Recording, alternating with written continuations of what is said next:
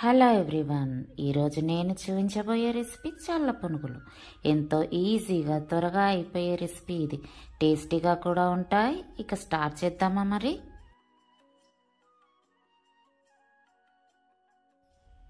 2 కప్పుల మైదా పిండిని తీసుకొని అదే కప్పుతో 1 కప్పు పెరుగు వేసుకోండి. ఇప్పుడు రుచికి సరిపడే ఉప్పు, పావు టీ స్పూన్ వంట సోడా వేసుకొని కొద్దిగా నీటిని వేసి పిండినంతా కూడా ఈ విధంగా కలుపుకోవాలి.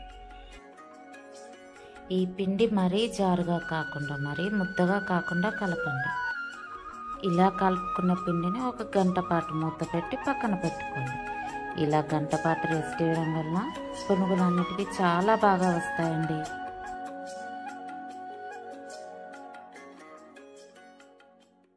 ఇప్పుడు సన్నగా తరిగి పెట్టుకున్న ఉల్లిపాయ ముక్కలు, సన్నగా తరిగి పెట్టుకున్న పచ్చిమిర్చి, కొత్తిమీర, కరివేపాకు కూడా వేసి పిండినంతా కూడా మరొకసారి కలుపుకోండి.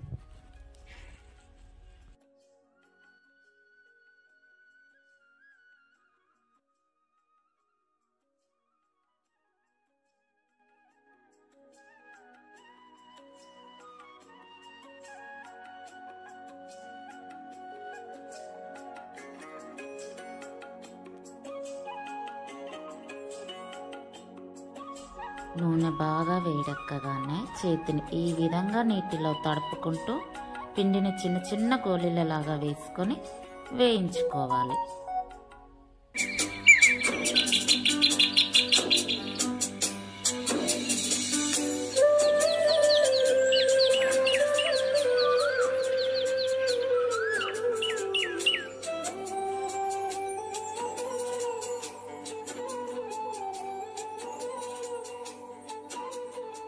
చూసారా, ఎంత టేస్టీగా ఉండే చల్ల పునుగులు రెడీ అయిపోయాయి.